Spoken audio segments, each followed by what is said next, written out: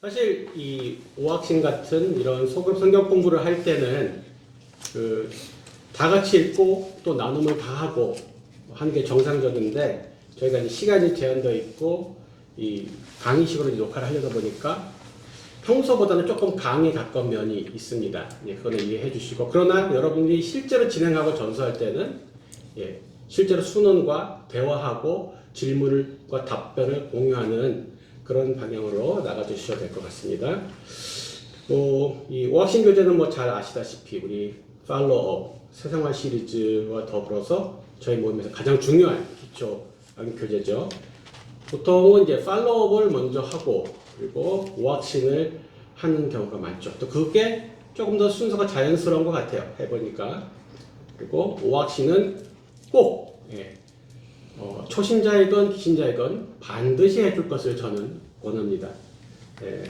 믿은 지 오래된 사람도 이 새생활 시리즈와 오학신 하다 보면은 자기가 헛믿었다는 것을 겸손하게 발견하게 됩니다. 그래서 꼭 해주시면 좋겠고 아주 중요한 핵심의 내용들이 담겨 있어서 기초신앙을 잡는 데 너무 중요합니다. 제목부터 한번 그죠? 이 저자가 초신자가 우리 모임에 왔어. 뭘부터 가르쳐? 막 영접을 했어. 뭐부터 시작해줘야지? 뭐부터 가르쳐줄까? 라고 생각을 했을 때 떠오른 제목이 확신이라는 거예요. 확신. 그리스도인의 확신. 그러면서 이 책에 보니까 지금 5가지 확신이 있네요.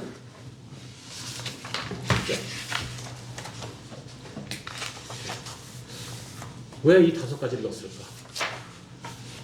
이 각각의 과야, 이 주제는 무슨 의미가 있는 걸까? 초심자한테 이게 왜 필요할까? 한번 생각해 봐야죠. 그냥 적혀 있으니까 적혀 있는가 보다가 아니에요. 그리고 모든 초심자 교재의 제1과는 뭘까요? 구원의 확신이에요. 그 새생활 시리즈죠. 그렇죠? 팔로업도 1과는 구원의 확신이에요. 오학신도 1과는 구원의 확신이에요. 그러니까 그리스도인이 돼서 확신을 가져야 될 게 참 많다는 건데 뭐니 해도 구원의 확신이 제일 중요하다. 그래서 1번으로 간 거예요. 그렇죠? 나 정말 구원 받았나? 지금도? 앞으로도? 이게 흔들리면은 그리스도인으로 못 산다는 거죠. 2과 기도응답의 확신. 하나님 정말 기도에 응답하시나? 내가 기도해도? 나 같은 초짜가 기도해도? 근데 기도를 어떻게 하는 거야? 기도 한 번도 안 해봤는데? 그러니까 기도 응답의 확신이 들어간 거예요. 3과 승리의 확신? 나는 연약한데 난 성경도 잘 모르고 저거 어떻게 승리해? 난 맨날 자빠질 것 같은데. 에이, 그리고 사람이 뭐 어쩔 수 없는 경우도 있지 않나? 불가능이라는 게 있겠지 라고 생각한다는 거예요. 근데 그 사람들에게 아니야. 우리는 승리 무조건 할 수 있어. 근데 나 승리 못했어. 또 죄졌어. 그럼 어떡해? 나 그거 못 받아? 나 죽는 거야? 혼나는 거야? 승리 못하고 죄지면 어떻게 하지? 하나님 날 미워하거나 버리실까? 아니. 우리에게는 사죄의 확신이라는 게 있단다. 이 복잡하고 험한 인생 어떻게 혼자 살아가나? 아니야, 너 혼자 살아가는 거 아니야. 너 잘못 걸으면 어떡해요? 걱정하지 마. 하나님이 인도해 주셔. 저는 하나님 음성 못 듣는데요? 아니, 하나님이 인도해 주셔. 반드시 확신해. 인도를 못 받는 사람들은 자기가 인도를 받는다는 걸 확신하지 못해서 그래요. 나 같은 게 무슨 인도를 받게, 하나님 날 인도하시겠어. 유명한 목사님이나 인도하시겠지. 그게 아니다. 그 초신자부터 이러한 것들을 확신해야지만 앞으로 풍성한 건강한 그리스도인으로 성장할 수 있기 때문에 이것을 모았다라는 거죠. 그러니까 각각의 과의 중요성들을 매주 인도자가 묵상하고 거기에 연결된 흐름들을 파악해야 되는 거예요. 자, 첫 번째 딱 하니까 머릿말이 나옵니다. 머릿말 다 읽어보셨죠? 그러면 보통은 이런 경우에 같이 읽겠죠. 그리고 나서 이런 질문을 할 거예요. 자, 김동현 형제님 지금 이 머릿말 읽은 가운데서 형제님 생각하기에 중요하다고 생각되는 부분이 뭐가 있었나요? 이 질문을 꼭 던져야 돼요. 그래야지 안 그러면 그냥 읽고 넘어가서 뭐 읽었는지도 모르거든요. 읽은 내용들을 요약 정리할 수 있는 질문을 던지는 거죠. 자, 실제로 김동현 형제님은 여기서 무엇이 중요한 포인트라고 생각하셨습니까?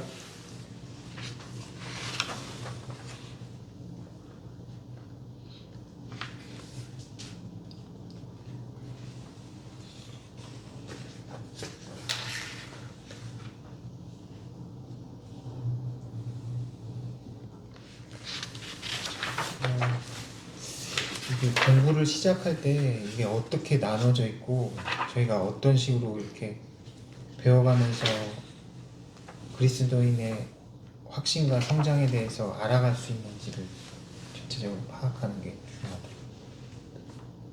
네. 또 다른 분은 어떻게 생각하시는지 우리 진숙 자매님은 혹시 머릿말 가운데서 나는 이것이 포인트다, 키워드다 이렇게 생각하는 게 무엇이라고 생각하십니까? 네, 하나님을 믿는 시작하는 단계에서 확신은 모든 의심에서 벗어날 수 있도록 도와주는 것이다. 네. 자, 여기 안에는 what에 해당되는 단어와 how에 해당되는 내용이 들어 있습니다. 머릿말에 이 책 전체의 제목이 뭐였어요? 그리스도인의 확신이었습니다. 그래서 머릿말에서 키워드는 확신이, 확신이 뭔지에 대해서 설명해주고 있는데, 그런데 그 확신을 how, 어떻게 가질 수 있느냐를 자세히 설명하고 있습니다. 어떻게 말씀을 공부하고 묵상하고 암송하고 적용해 나감으로 인해서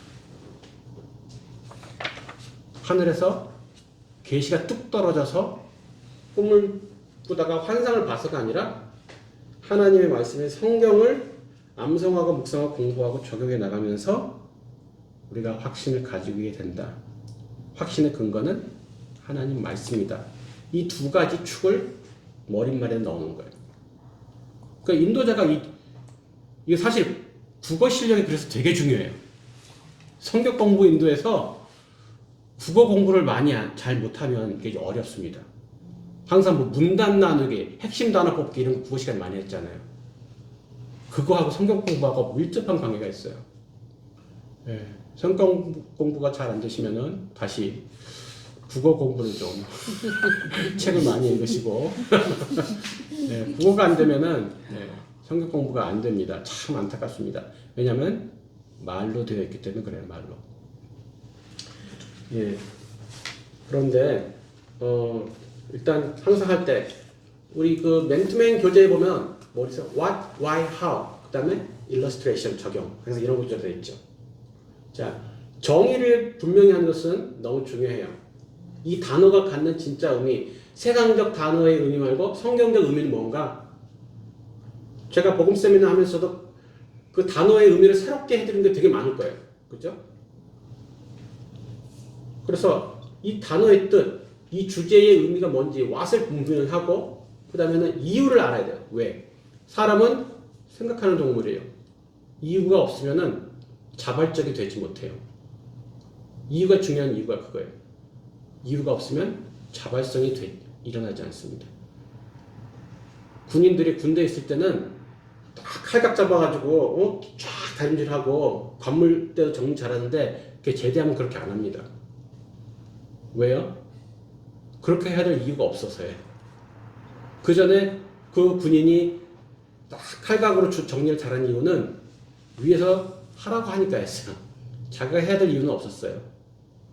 그래서 무엇이든지 이유를 알아야 되고 그 다음은 어떻게 달성할 것인가 how를 알아야 되는 과정으로 가는 거죠. 자, 일단 확신의 단어부터 점검해 봅시다. 예. 확신의 반대말은 뭘까요? 예. 어떤 단어를 잘 알기 위해서 가끔은 뒤집어서 생각해 보는 거거든요. 반대말은 뭘까? 불확신. 불확신, 의심? 의심. 확신의 반대말은 불확신, 불신이 아니라 의심이에요. 자, 확신이 100%라면 그럼 의심은 몇 %일까요?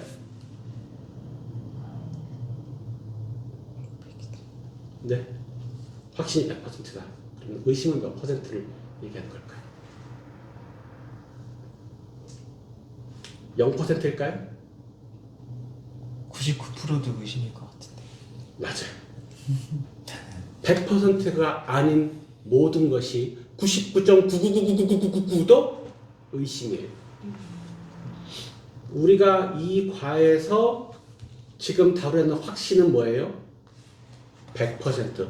적어도 이 주제에 대해서 우리는 100% 신뢰하자라는 것이 목표라는 거죠. 이거에 대해서 한번 알아보고 이럴 수도 있다라고. 될 수 있으면 믿어봐요. 80%만 믿어봐. 우리는 이게 목표가 아니라는 거예요. 확신이 목표라는 것은 100%. 이 일에 대해서 0.001도 우리는 흔들지 말자. 사단은 우리가 0%, 우리를 0%로 만드는데 그들의 목적은 아니에요. 우리가 의심 조금만 해서 살짝만 당겨주면 넘어올 수 있거든요. 확신이 없으면은 전심이 안 되거든요. 전심은 확신에서만 나옵니다. 그러니까 전력 투구가 안 돼요. 조금이라도 의심이 있으면은 우리는 나눠서 분산 투자해야 될 수밖에 없죠. 그래서 확신이라는 것은 조금의 의심도 없이 100%라고 생각하는 것을 넘어서 그래서 그렇게 행동하는 것까지가 확신이라는 의미죠. 100%라고 생각하는 사고가 아니라 그 사고에 맞는 행동하는 것까지. 자, 그리고 수능들한테 질문을 던져보실 수 있어요. 확신이 필요한 이유는 뭘까요? 중요성과 의미는 무엇일까요? 제가 아까 일부 스포를 했는데 그런 질문을 던질 수도 있다는 거죠. 그렇게 확신이 있어야 되나? 나 이 정도 그냥 꽤 믿는 것 같은데 하면 안 되나?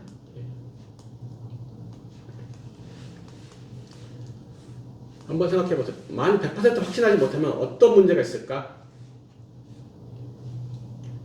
신앙의 성장이 조금 더디겠죠. 그러겠죠. 성장의 차이가 날 거예요, 분명히. 네. 또 어떤 문제가 있을까요? 우리 동현 형제님. 아까 전심을 다한 에너지를 못 쏟을 것 같아요. 네. 의심을 하기에 거기에 에너지가 빠지니까. 그렇죠. 전력 투구할 수 없고 소위 올인 할 수가 없겠죠.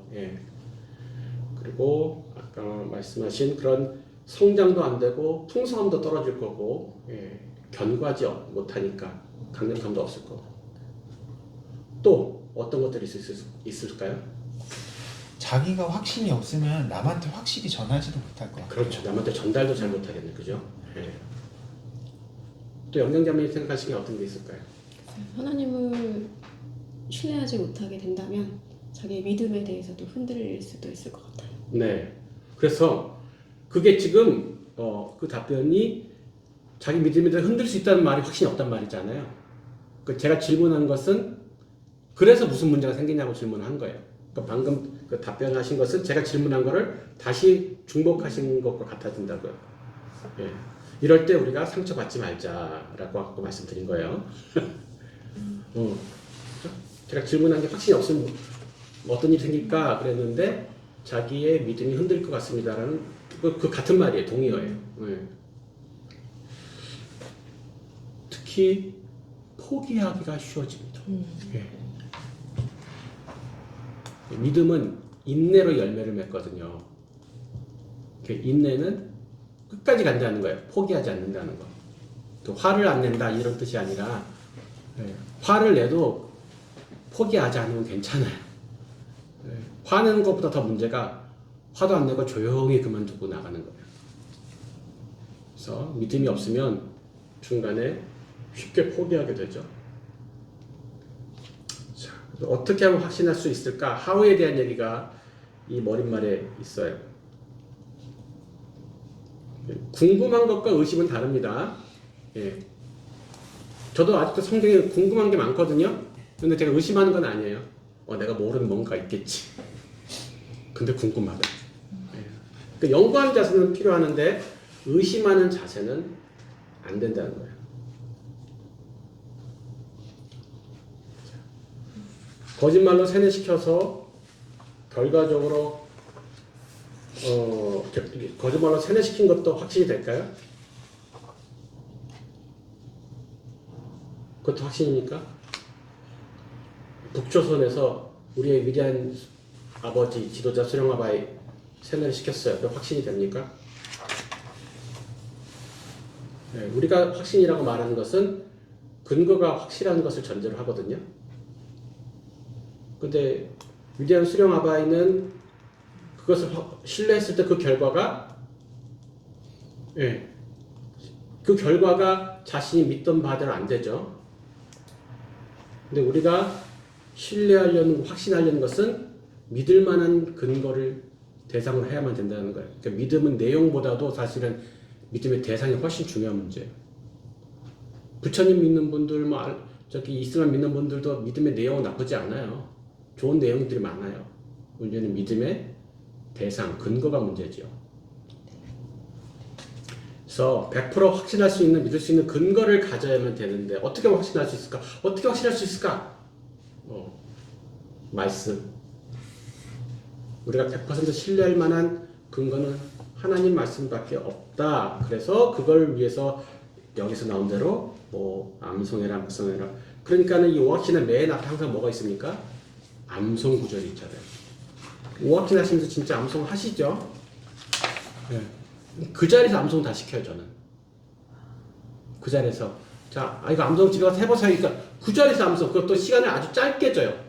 긴장감 있게. 자, 5번 드리고 한 구절 암송해보면 안 해요. 자, 30초 후에 점검하겠습니다. 그러면 다들 막 발등에 불이 떨어져 막 암송해. 그래서 30초 안에 다 암송 못해요. 그래서 30초만 줘.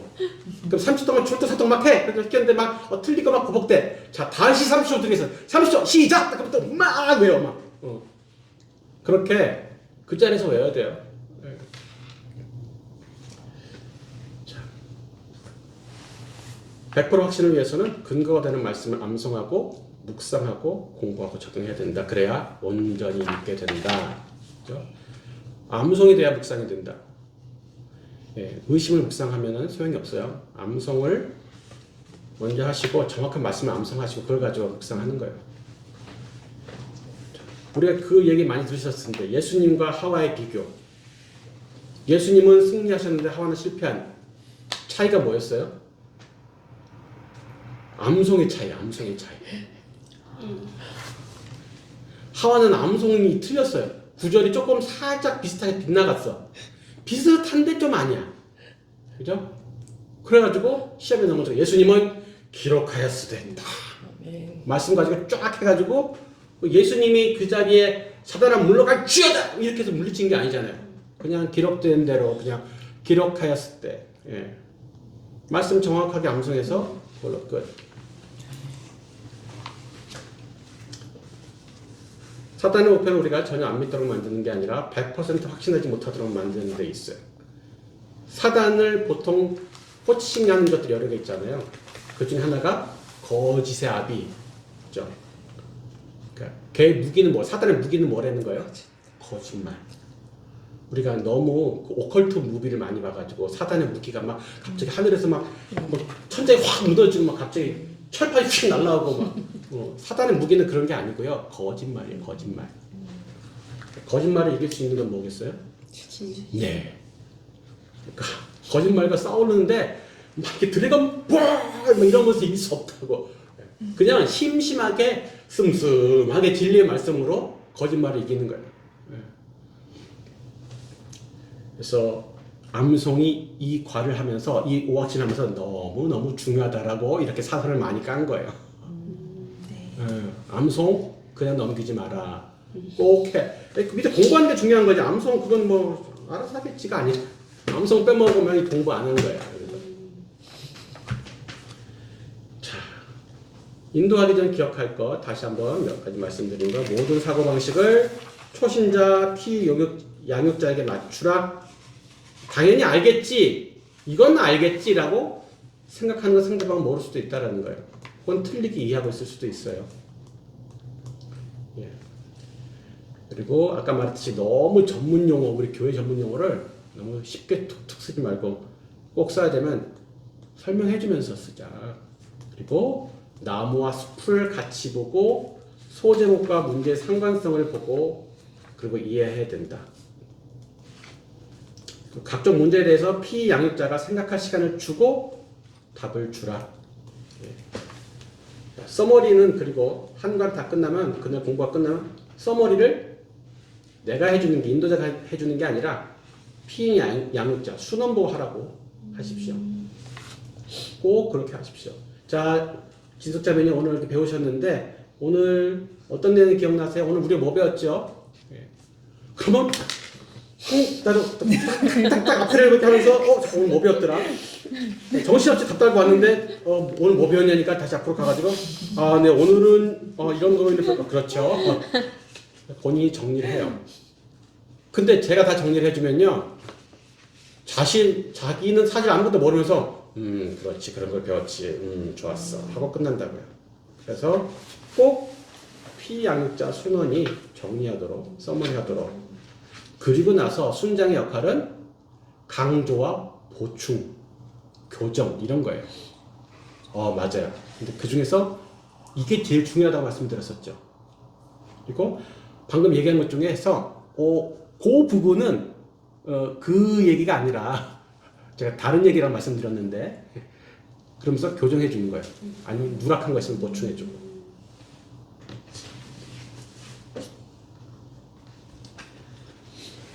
자, 이제서 우리가 일과에 가면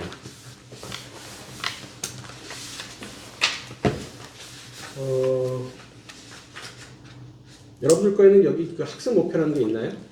혹시? 책에 학습 목표가 없죠? 네. 그렇군요. 예. 알겠습니다. 그러면은 이 부분은 제가 전에 가지고 있던 건 학습 목표도 있었는데 사실 학습 목표가 있으면은 이 과를 배우려는 의도가 뭔지를 알 수 있거든요. 예. 그래서 근데 이건 이제 여러분들이 그러면 순장들이 이걸 생각해 봐야 돼요. 일과를 배우고 나서 수건이 뭘 배웠으면 배운 것이 성공한 것인가. 그죠? 혹은 이 과의 서머리가 될 수 있는 것이 무엇일까를 순장들이 준비를 해 봐야 된다는 거예요. 자, 일과 구원의 확신 같은 경우는 일단 암송하기 전에 보통은 반드시 구원의 확신 질문을 해봅니다. 반드시 합니다. 그리고 왜 그렇게 생각하는지.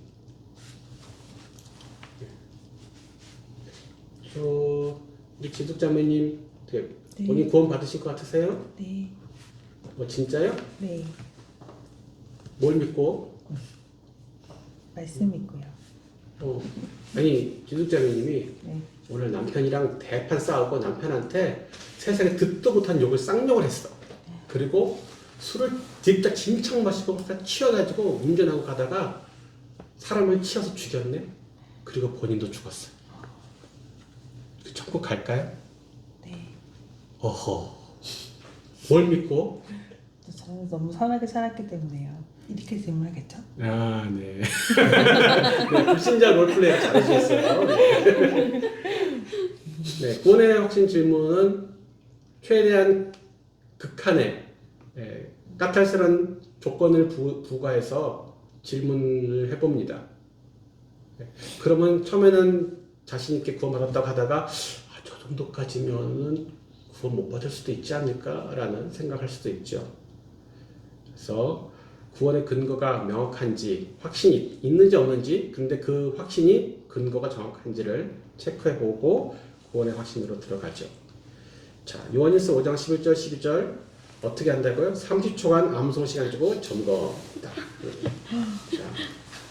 자, 우리도 30초 한번 해볼까요? 한번 뭐 2가부터는 안 하겠는데 1간 한번 해보겠습니다. 자, 30초 딱 하고 돌아가겠습니다. 자, 어떻게 해요? 우리 암송할 때 주제, 장절, 내용, 장절, 그죠? 30초 시작.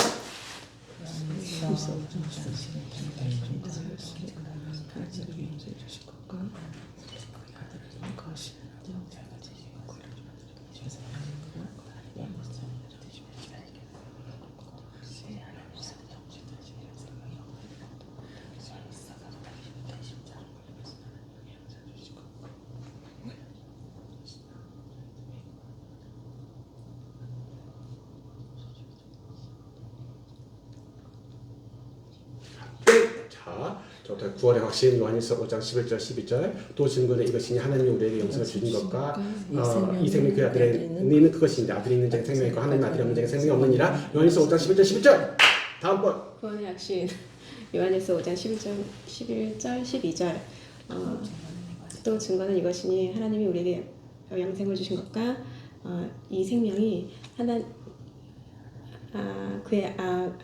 이 생명이 그의 아들 안에 있는 그것이니라. 하나님의 아들이 있는 자에게는 영생이 있고 생명이 있고 하나님의 아들이 없는 자에게는 생명이 없느니라.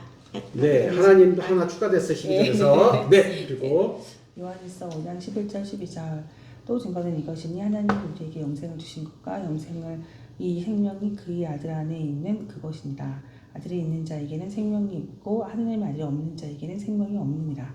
요한일서 5장 11절 12절. 네. 예, 구원의 확신 요한일서 5장 11절 12절 또 증거는 이것이니 하나님이 우리에게 영생을 주신 것과 이 생명이 그의 아들에게 있는 그것이니라. 아들이 있는 자에게는 생명이 있고 하나님의 아들이 없는 자에게는 생명이 없느니라. 네, 살짝 빗나갔지만 선방했습니다. 네, 그리고 구원의 확신 요한일서 5장 11절 12절 말씀 또 증거는 이것이니 하나님이 우리에게 영생을 주신 것과 이 생명이 그의 안에 있는 그것이니라. 아들이 있는 자에게는 생명이 있고 하나님의 아들이 없는 자에게는 생명이 없느니라. 요한일서 5장 11절 12절 말씀. 네, 그의 아들 안에 있는데 아들이 빠졌어요. 네, 이렇게 하고 끝내지 않고 완벽하게 암송할 때까지 또 30초를 주고 합니다. 네, 그래서 한 3바퀴 4바퀴를 하면은 네, 거의 다 완전하게 됐죠. 네, 실제로 이렇게 합니다. 3초 주니까 굉장히 한눈 팔 틈이 없죠. 집중력이 높아지죠. 시간 여유 있게 주는 것보다 약간 빡빡하게 주시는 게 긴장감과 집중력을 높여줍니다. 자, 이제 이 앞에 나와 있는 묵상하고 요한일서 5장 11절 12절이 있는데요. 이 뒤에 보면 자세한 문제들이 나오기 전에 이 앞에 이 4개가 나오는 게 무슨 의미가 있을까요? 왜 별도로 이런 간단한 문제 4개를 앞에 두었을까?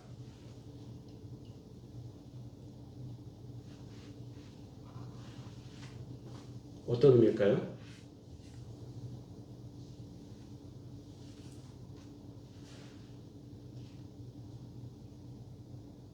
구원의 확신을 주기 위한 중요한 묵상 구절이기 때문에 네, 그렇기도 하고 예, 하고요.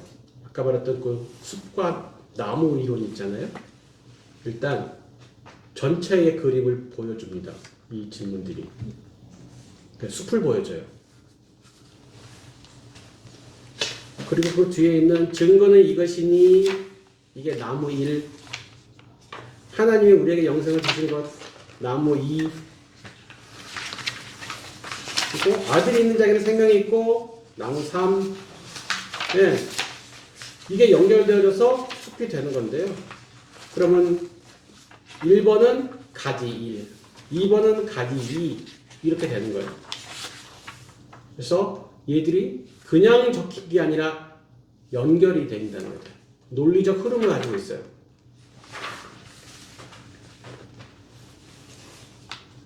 자,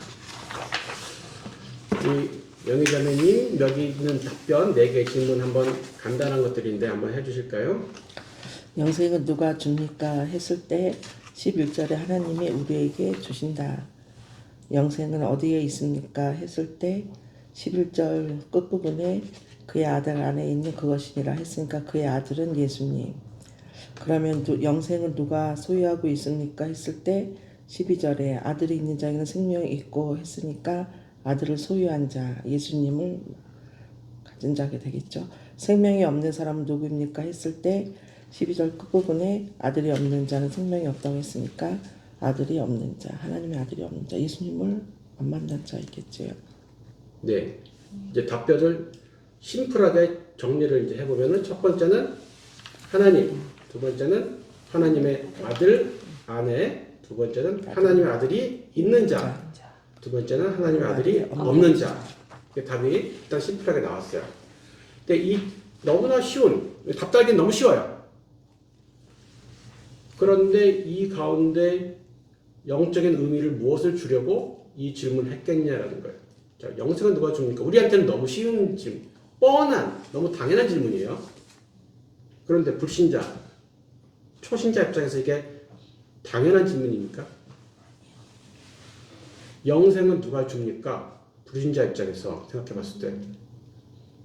난 나만 믿어? 그건 뭐 자기가 다 노력해서 얻는 거지. 오늘 말씀 구절이 내 생각에 말고요. 저도 그랬으면 좋겠어. 나도 내가 노력해서 영생 얻었으면 좋겠어. 근데 성경은 이렇게 말하고 있습니다. 영생은 하나님만이 주시는 거예요. 이걸 성경으로 일단 선포하고 시작하는 거예요. 구원이라는 것의 제1 포스트가 뭐예요? 영생이 어디에서 나오냐는 거, 어디에서. 누가 구원을 줄 수 있냐는 거. 주고 싶은 거 말고 줄 수 있는 분이 누구냐라는 거예요. 다른 쪽에서 주고 싶겠죠. 줄 수 있냐고요. 다 준다 그래? 오케이. 뭐 그래, 그분들은 그렇게 말씀하시죠. 그분들하고 싸고 싶진 않아요. 단지 저희 성경은 이렇게 말하고 있습니다. 영생은 누가 주신다고요? 하나님이 주신대요. 영생 어디서 찾을 수, 어디 가면 찾을 수 있을까? 모스크 가면 찾을 수 있을까? 성당 가면 찾을 수 있을까? 성황당 가면 찾을 수 있을까? 영생 찾을 수 있는데 어디 있대요? 하나님의 아들 안에 있대요. 영생이라는 게. 딴 데는 없어요? 무슨 그 당신들이 하는 소리지. 네. 제가 아니고요. 저희들이 아니고 성경이 이렇게 말하고 있어요. 영생은 하나님의 아들 예수 안에 있다고요. 믿든지 아니 믿든지 성경은 이렇게 말하고 있다라고 우리는 얘기를 하는 거예요. 예. 당신하고 내가 쌈박질하는 소리가 아니에요. 당신이 그렇게 생각하시는군요. 성경은 이렇게 말하고 있습니다. 영생이 있느냐 없느냐를 가르는 아주 심플한 기준이 한 가지가 성경에 기록되어 있습니다. 자, 영생을 어떻게 하면 가질 수 있을까요? 네. 이 방금 이 문장 보시기 전에 뭐라고 생각하셨어요? 영생을 어떻게 가질 수 있다고 생각하셨어요? 착한 일을 많이 해야 되지 않을까? 얼마나 많이? 글쎄, 아주 많이 해야겠죠. 근데 방금 읽으신 성경에는 뭐라고 되어 있어요?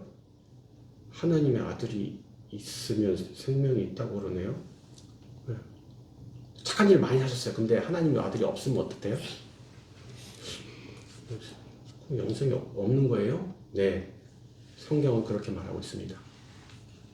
하나님의 말씀인 성경은 그렇게 말하고 있습니다. 영생이 있냐 없냐를 가르치는 아주 단순한 한 가지 기준은 예수가 있냐 없냐라고 말하고 있습니다. 이것이 일과에서 말하는 핵심 포인트라는 거예요. 그것을 이것을 그냥 답답하기로 하면 되게 재미없죠.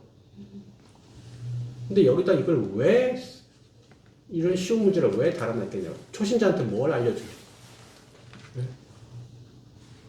그것을 묵상해야지만 이 과가 살아납니다. 그러면서 생명과 영생의 개념 이런 것들을 부가적으로 설명할 수 있겠죠. 예, 복음 세미나에서 들으셨던 것들. 예, 영생의 개념이 뭐였는지 기억나세요? 생명과 죽음의 개념. 복음 세미나에서 제가 말씀드렸던 거 기억나시는가요? 그때 어떤 분은 네 기억나고 답을 말할 수도 있고 안 할 수도 있겠죠. 이제 곤란한 것 같은데, 자, 성경에서 말하는 생사는 하나님과 연결되면 생, 하나님과 떨어지면 사. 자, 하나님과 관계성으로 말하는 것이다. 그렇죠? 하나님과 연결되면 살았다, 하나님과 떨어지면 죽었다. 영생의 개념은 무병장수로 생명을 지루하게 연장시키는 게 아니라 뭐라고요? 하나님과 연결된 삶. 그렇죠? 하나님을 아는 것, 예수 그리스도를 아는 것이라고 그때 얘기했어요. 그래서 관계적인 거였죠, 영생이. 시간적 개념이 아니라 관계적인 것이었다. 그리고 죽어서부터, 육체가 죽어서부터 시작되는 것이 아니라 하나님과 연결된 그 순간부터 영생이 시작된다. 뭐 이런 것들을 부가 설명할 수 있을 것입니다. 자, 이게 요한복음 17장 3절이 부가적인 성경 구절이에요. 예, 영생은 곧 유일하신 참 하나님과 그가 보내신 자 예수 그리스도를 아는 것입니다. 자, 안다는 것은 아까 말했듯이 지식적으로나 경험적으로 아는 게 아니라 개인적 관계가 있는 것이다. 그 10페이지에 보니까 요한일서 5장 13절에 있잖아요. 네. 오, 네. 이 구절을 여기다 뜬금없이 왜 넣어놨을까요? 우리에게 영생을 확인시켜 주기 위해 예. 영생이 있다라는 것은 그 이제 인도자는 이제 문장 정리를 잘 해야 되는데요. 이게 구원의 확신의 필요성을 나타내는 구절이죠. 필요성. 왜냐하면 그러니까 하나님의 아들을 믿는 이 사람들이 영생이 있습니까, 없습니까? 그렇죠. 있죠. 근데 이 사람들 자기 영생을 가진 것을 알았습니까, 몰랐습니까? 몰랐어요. 그래서 이걸 쓴 거죠. 영생을 가지고 있는데 영생이 있는 걸 모르는 사람한테 쓴 거예요. 왜? 알아야 하니까. 그 영생을 가지고만 있어서는 안 된다는 거예요. 영생을 가지고 있으면서 영생이 있다는 것도 알아야 된다는 거죠. 그 영생이 있으면 되지 꼭 알아야 되나? 네, 알아야 돼. 있기도 하고 알기도 해야 되고. 그래서 그 얘기 기억나시나요? 제가 복음 세미나 때 얘기했던 거. 우리 하나님께서 이렇게 망각의 은사를 주셔가지고 얼마나 은혜로워. 내가 그냥 읽어먹을 수 있고. 네, 우리 영경자매님 주머니에도 신사임당이 있고 내 주머니도 신사임당이 한 장씩 있어요. 둘 다 있어요. 신사임당 5만 원짜리가. 근데 자매님이 5만 원이 있는 걸 알고 난 몰라. 그리고 둘 다 나갔어요, 밖에. 가다 보니 우리 자매님 가다가 이거 맛있겠다 하면 사 먹고 배고파 하면 또 사 먹고 목말라 음료수 사 먹고 다리 아파 택시 타고 갈까? 그 5만 원을 다 잘 활용한 거죠. 나는 5만 원인지 몰라. 나가서 먹고 싶은 게 보이는데 침만 꼴딱꼴딱 참아야 하느니라. 또 목이 마른데 꼴딱꼴딱 참아야 하느니라. 다리 아파 죽겠는데 걸어서 집에 가자. 예, 똑같은 거죠. 있는 것으로만 충분치 않다. 있는 것을 확신하고 알고 있어야지 그 풍성함을 다 누릴 수 있겠죠. 그렇기 때문에 영생을 알게 하려고 이걸 썼다. 그러니까 구원의 확신을 주려고 썼다라는 거 이거를. 예. 구원의 확신 때문에 쓰여진 구절이 성경에 있다라는 거죠. 그래서 구원의 확신은 그냥 우리끼리 이게 필요하겠다 생각해서 쓴 게 아니라 성경에 구원의 확신만을 위해서 쓴 구절이 있다는 것을 보여준 거예요. 그래서 구원의 확신의 필요성의 구절. 자, 이제 증거는 이것이니. 자, 이게 뭔 증거가 있다는 거야? 이 첫 번째 나무가 무엇을 얘기하려는지를 갖다가 생각해 봐야 됩니다. 이 첫 번째 나무는 제가 먼저 이제 스포를 하자면 하나님이 우리를 사랑하셨음을 얘기하려고 하는 거예요. 구원의 출발점이 하나님 우리를 사랑하신 거거든요. 근데 이 증거는 그 하나님 아들에 대한 증거를 얘기를 해요. 하나님의 아들에 대한 증거가 이것이다. 근데 그게 얘기하려는 포인트는 뭐냐면 하나님이 우리를 너무 사랑하셨다. 그게 이제 구원의 출발점이 되는 거죠. 자, 그래서 거기에 대한 첫 번째 가지가 되는 문제 1번. 네, 우리 김명희 자매님.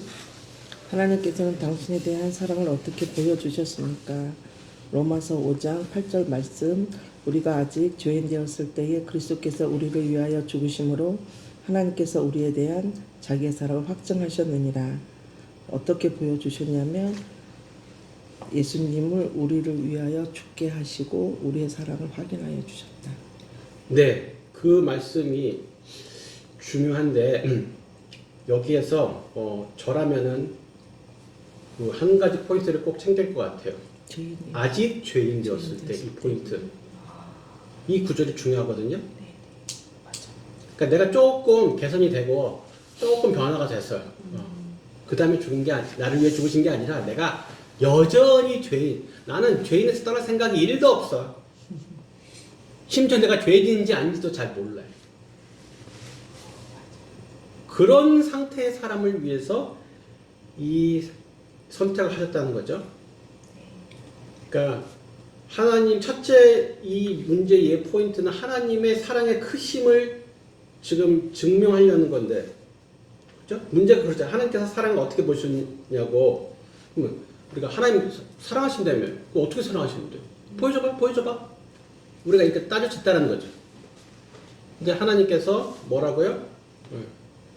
우리가 아직 죄인 되었을 때에 자기의 가장 귀한 독생자 아들을 이 무가치하고 아무것도 모르고 죄악 투성인 사람들을 위해서 희생한 것으로 자신의 사랑을 표현하기로 결정하셨다는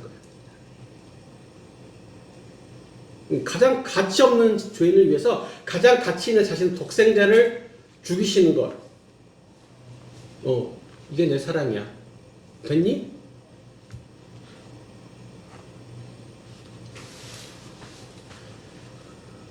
그래서 아직 죄인 되었을 때 이 포인트를 꼭 잡고, 죄인 되었던 우리와 하나님의 독생자의 가치 비교를 해야죠. 가치의 비교.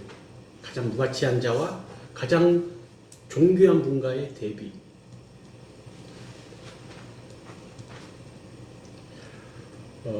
자식에게 장난감을 주는 것과 아버지하고 함께 노는 것 중에서 애들 보고 고르라면 애들이 뭘 고를 것 같아요? 너한테 장난감 하나 주는 거 같고 아빠가 너랑 놀아주는 거 어느 게 더 좋을까가? 놀아주는 거. 네. 아빠랑 놀아주는 게 그게 훨씬 더 좋은 거거든요.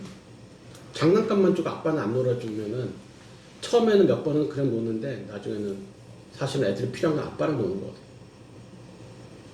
어렸을 때 우리 집에 장난감 별로 줄 게 없는데 그냥 제가 몸으로 애들하고 많이 놀아줬어요. 몸으로. 이렇게 흔들흔들 해주고 막 서커스만 애들하고 막 하고 막 이렇게. 그래서 나는 몰랐는데 우리 딸이 커가지고 나한테 그래서 아빠 나 우리 어렸을 때 아빠 우리랑 되게 많이 놀아줬지. 그 말이에요. 그래서 난 울컥했어요. 얘가 그렇게 느꼈구나. 그래서 사실 이 얘기를 하려는 이유는 아버지와 함께 하는 것이 이제 너무 제일 큰 축복이고 좋은 건데, 당연히 하나님 아버지도 우리 함께 하고 싶은데 유일하게 함께 할 수 없게 만드는 장벽이 있다는 거죠. 그게 이제 죄. 근데 우리와 함께 하고 싶은 그 열망, 이 죄 때문에 함께 하실 수 없으니까 어떻게든 이 죄를 해결해야지 내가 얘들과 같이 함께 할 수 있는데, 그래서 우리와 죄인과 함께 하고 싶은 하나님의 그 열망이 자신의 아들을 희생시키는 아픔보다 더 크기 때문에 이게 가능하다는 거죠. 예수님이 그렇게 존귀하신 하나님이신데? 그래. 그렇지. 예수님 진짜 존귀하신 하나님 아들인데 하나님이 우리와 함께 하고 싶은 그 열망이 그만큼 크다는 거야. 자신의 하나뿐인 존귀하고 고귀한 아들을 희생시켜도 좋을 만큼 우리와 함께 하고 싶으시다는 거지. 그리고 우리가 죄인일 때 구원받았다는 사실을 기억해 주는 것이 왜 중요한가? 우리가 우리의 죄된 상태 때문에 구원을 잃지 않는다는 걸 말해주는 거거든요. 어차피 너 죄인일 때 구원받았는데 그러다 오늘 또 죄를 더 지었어. 그럼 내가 구원 받기 전의 상태랑 지금 상태랑 뭐 내가 더 나빠진 게 아니라 원래 너는 그 상태 때 구원 받았어. 그래서 네가 원래 그 상태대로 그대로 뭐 오늘 또 죄를 하나 더 졌어. 그게 너의 구원에 이게 좌지우지하는 영향을 끼치지 못한다는 거죠.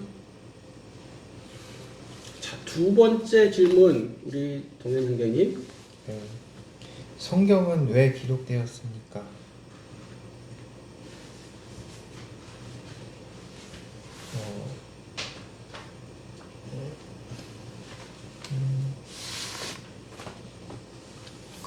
우리가 요한복음 20장 지금 요한복음 우선 읽을까요?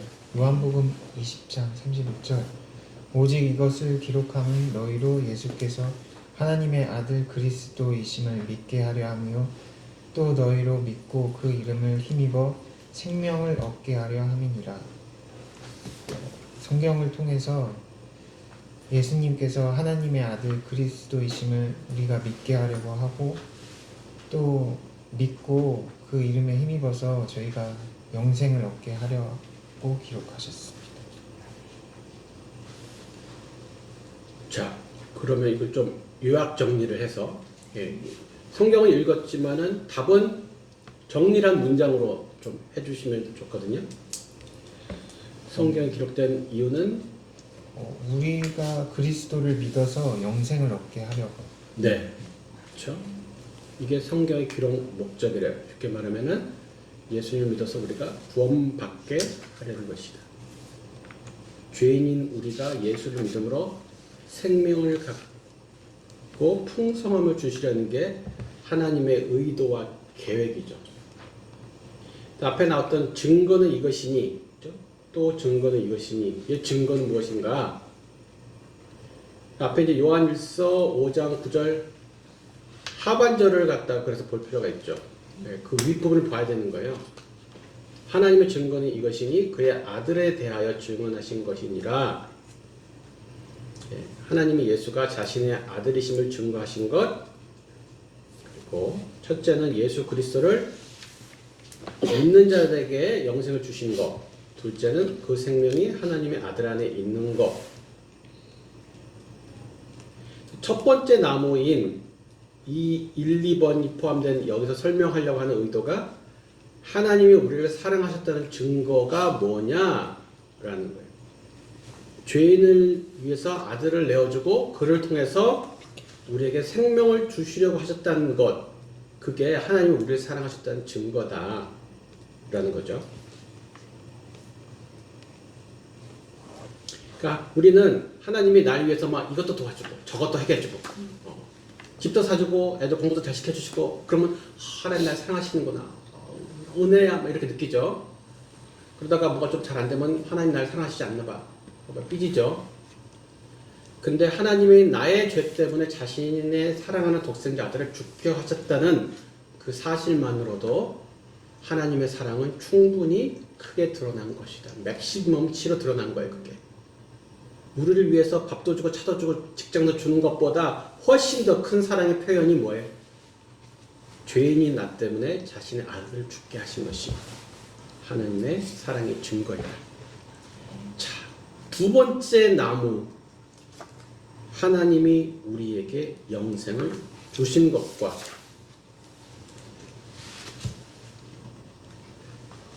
자, 여기에서 그러면은 말하고는 아까 이 흐름을 잘 생각해 보시죠. 하나님이 죄인인 우리를 사랑해서 아들을 죽이시는 그 놀라운 사랑을 가지셨어요. 그리고 두 번째 나무가 이어져.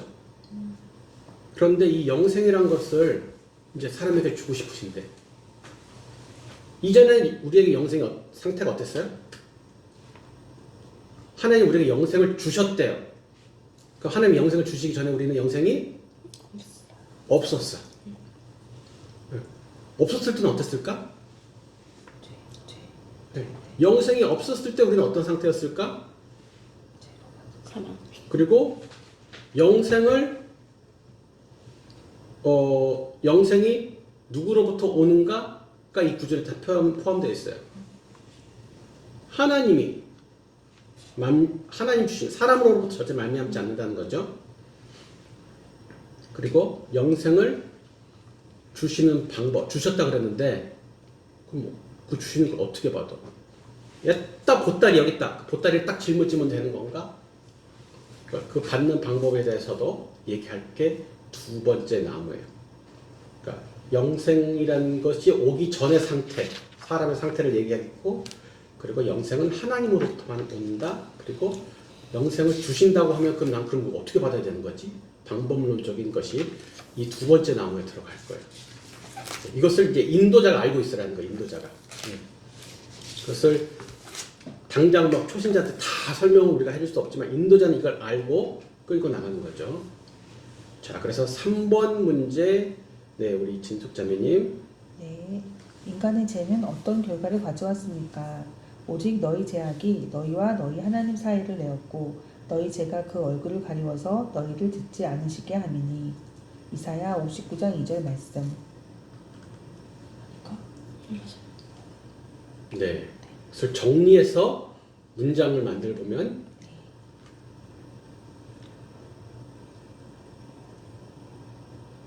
우리 죄의 본질, 죄를 하나님과 사이를 내었고 우리는 죄로 인해서 얼굴을 가리워서 하나님의 말씀을 듣지 않고 하나님을 몰랐다. 영생을 몰랐다.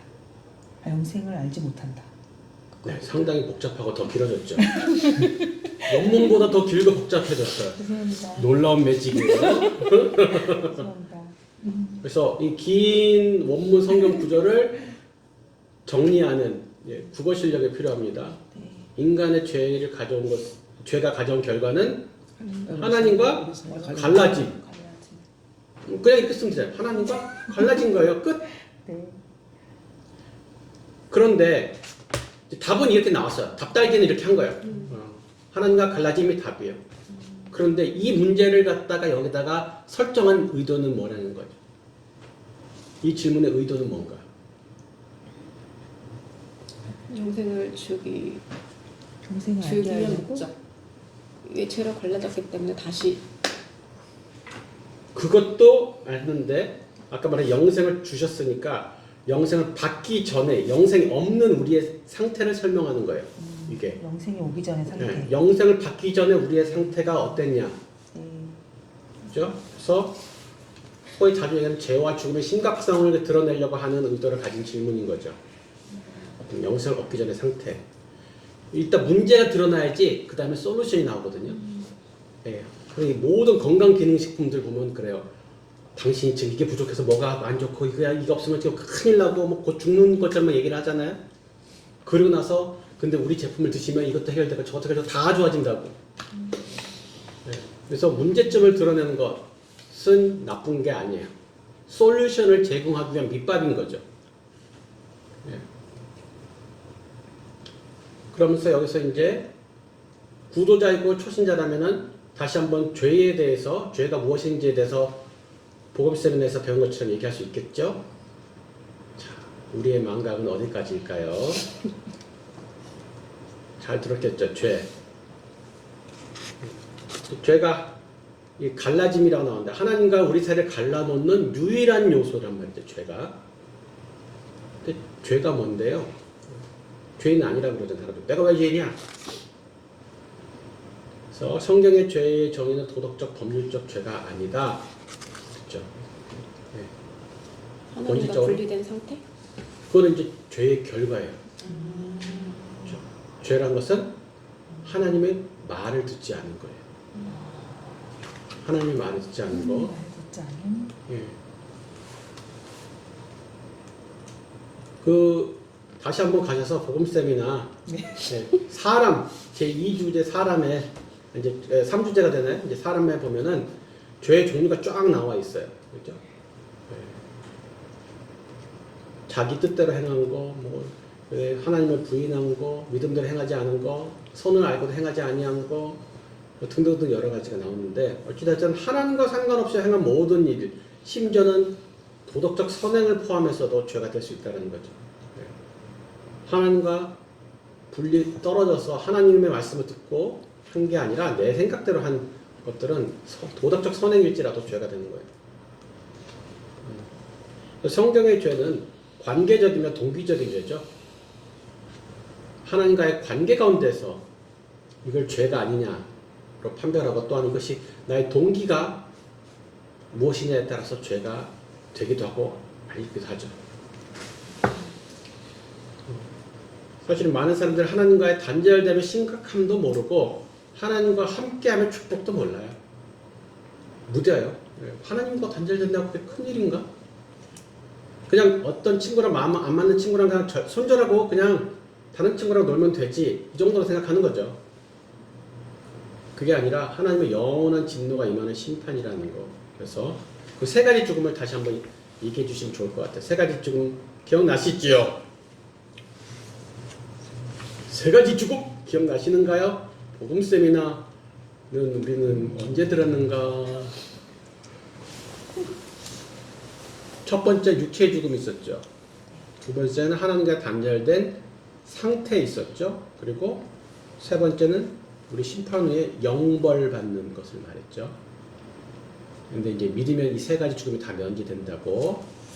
네, 그건 한번 복음 세미나 자료를 다시 한번 뒤적뒤적 해보시기 바랍니다. 자, 그러면 예, 지금 3번 밑에 그림도 딱딱 보여주잖아요. 3번의 문제가 의도한 바가 이 그림에 나오잖아요. 예, 3번 질문의 의도는 영생을 받기 전에 우리의 상태가 어떻게 되어 있다? 예, 하나님과 죄로 인해서 분리되어 있다. 그러면서 한쪽은 사망이고 하나는 영생으로 딱 되어 있잖아요. 예, 그래서 이것은 이제 문제점 제기예요. 4번 문제의 의도도 밑에 그림에 이미 다 나와 있어요, 사실은. 이걸 따로따로 보시면 안 돼요. 4번 문제의 의도는 이 그림이 설명해줘요. 의도가 뭘 것 같으세요? 우리 영경자매님? 그림을 보면 이렇게 선행 종교 도덕으로는 이제 하나님 쪽으로 갈 수 없다라는 것들을 그림으로 보여준 것 같아요. 인간의 노력으로는. 그렇죠. 예. 선행 종교 도덕이 다 통합해서 한 단어로 인간의 노력인데, 자, 왜 이 논리가 흘러가냐면, 오케이, 내가 지금 죄로 분리되고 사망에 처해져 있다고 인정. 아직 영생을 내가 구원받지 못했어. 이거 인정. 그러면은 내가 내 방법으로, 내 힘으로 갖다가 얻을 수도 있는 거 아니야. 내가 꼭 다른 사람 힘을 빌려야 되나? 이렇게 생각할 수 있다라는 거예요. 안 믿는 사람은, 초신자는 그렇게 생각할 수 있다라는 거예요. 그래서 오케이, 그렇게 생각할 수 있죠. 근데 성경은 그게 가능하지 않다고 얘기를 합니다. 그러면서 이걸 얘기하는 거예요. 우리 행위로, 노력으로 구원을 얻을 수 없다고. 우리 그러고 싶잖아요. 근데 그게 안 된다고 얘기를 하는 거라고 4번 문제를 하는 거죠. 자, 그래서 하나님께 도달한 인간의 노력은 왜 헛됩니까? 답을 뭐로 적으면 좋을까요? 영경자매님. 저는 그 구원은 은혜로 받기 때문이라고 적었습니다. 예. 왜 꼭 은혜로 받아야 돼요? 하나님의 선물이기 때문에요. 우리의 노력으로 받는 게 아니라, 그러니까 왜냐하면 그 전에 그 증거가 우리가 죄인 되었을 때 이미 하나님께서는 우리를 먼저 사랑하셔서 구원하신다라고 하셨기 때문에, 그래서 이지 않을까 네. 생각합니다. 지금 이 얘기가 틀린 얘기가 아니라 맞는데요. 그런데 우리가 놓치고 있는 구절이 있어요. 이 에베소 2장 8절 9절 가운데서 너희가 이제 은혜로 믿음으로 구원받는다. 그죠?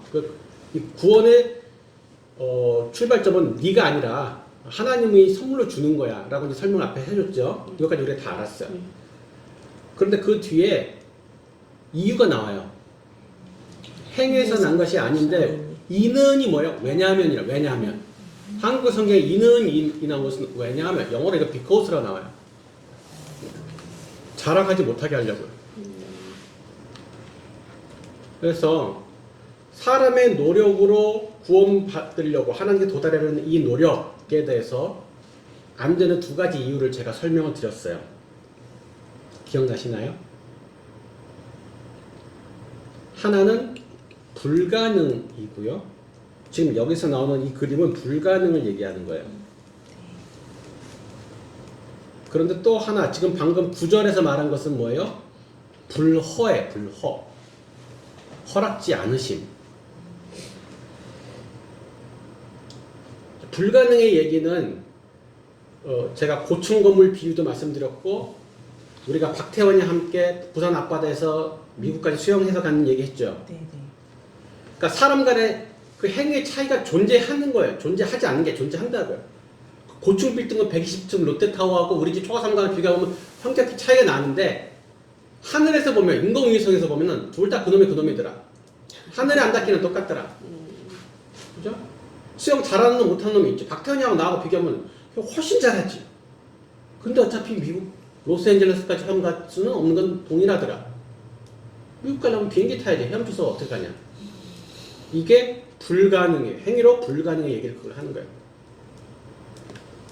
불허는 하나님은 구원이 반드시 하나님의 은혜, 하나님의 사랑, 하나님의 신실함으로 인해서 오로지 하나님께만 영광 돌려지게 줘야 되는 시스템이어야 되는데, 내가 거기 내가 지분 좀 있다고, 야, 내가 노력 안 했으면 나 구원 못 받았어. 하나님 나 구원 못 시키셔. 내가 이거 구원 받는데 얼마나 내가 노력한 줄 알아? 네. 하나님이 이 꼴을 못 보시는 거죠. 그래서 두 가지 이유, 사람의 노력으로 행위로 구원받지 못하는 두 가지 이유, 한 가지는 불가능, 두 번째는 불허. 영광은 오로지 하나님께만.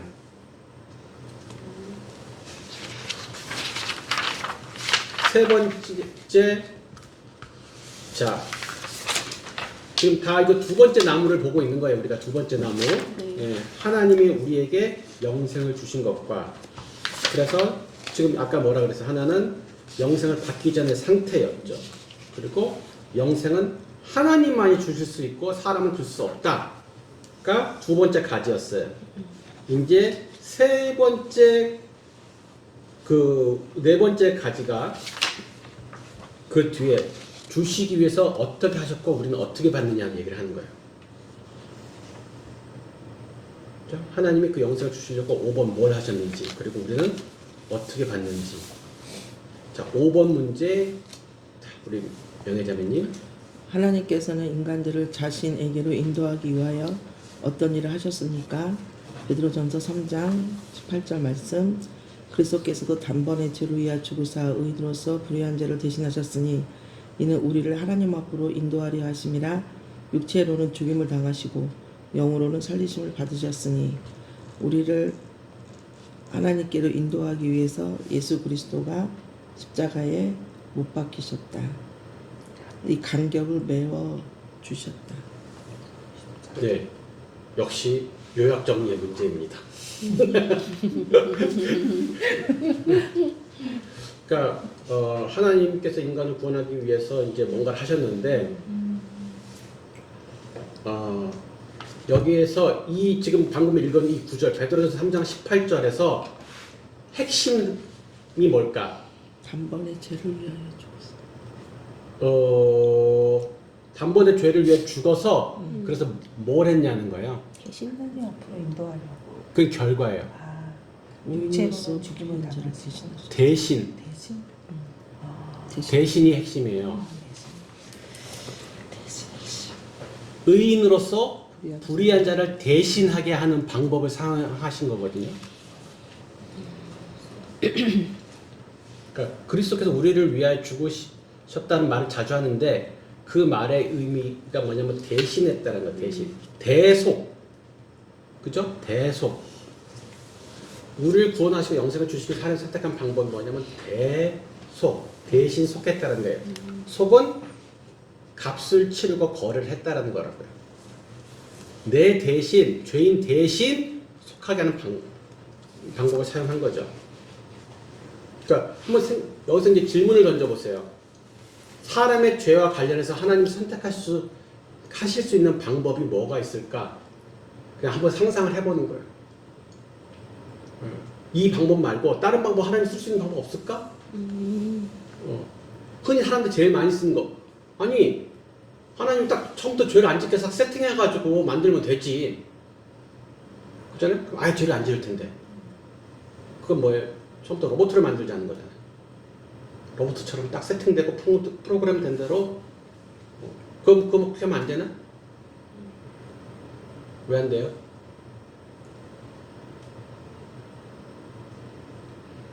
하나님이 창조하신 목적이 교제라 그랬잖아요. 교제. 근데 로봇 인형과는 교제할 수 없다. 창조 목적에 위배되는 거예요.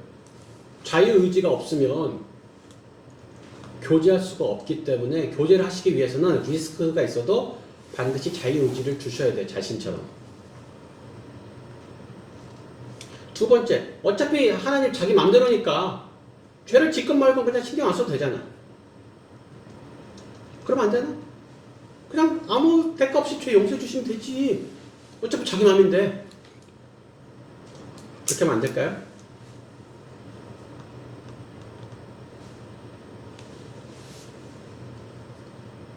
이거는 하나님의 본성에 위배돼요. 자신의 거룩하신 본성에 위배되어서 불가능. 아까 것은 뭐였어요? 창조 목적에 위배된다 그랬죠? 이거는 로봇으로 만드는데 자유주의를 안 주는 건 하나님 창조 목적에 위배되죠. 교제를 해야 된다는. 두 번째, 죄를 지어도 상관 안 하고 그냥 마구 용서해 주는 것은 거룩하신 하나님의 본성에 위배되기 때문에 불가능해요. 그리고 이제 세 번째 옵션이 의로운 자로 불의한 자를 대신하게 하는 거예요. 그러면 하나님의 공의와 사랑이 모두 만족되는 거예요. 그러니까 공의로 죄의 값은 심판했죠. 죄값을 받았어요. 누군가는 피 흘리고 죽는 죄값을 치렀다고요. 그러니까 공의도 만족했어. 근데 우리를 사랑하시고 구원하고 싶은 사랑도 만족되었어요. 죄에 대한 일반 상식은 죄 지은 본인이, 죄 지은 사람이 죄값을 지불하는 게 상식인데 이 상식을 깨신 거죠. 죄값을 대신 지불하는 방법을 통해서 공의와 사랑을 동시 만족시키는.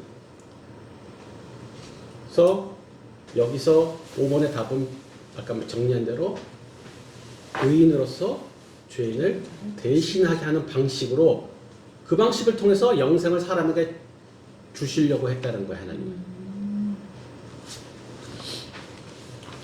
6번은 사람은 어떻게 구원의 선물을 받나요?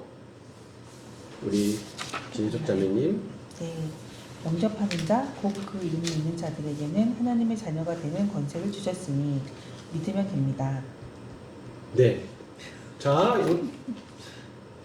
우리 진숙자매님, 네. 제가 이 마우스를 드리겠습니다. 네, 감사합니다. 네, 지금 제가 드리는 걸 어떻게 받았어요? 네, 얼른 두 손으로요. 예. 마우스를 제가 드리면은 두 손을 내밀어서 받으면 됩니다. 근데 하나님께서 내가 너에게 영생을 주마 했을 때는 어떻게 받아요? 두 손 내서 이렇게 받나요? 아니라는 거죠. 예. 받는 방법이 다르다는 거죠. 네. 예. 믿음으로 받는다는 거예요.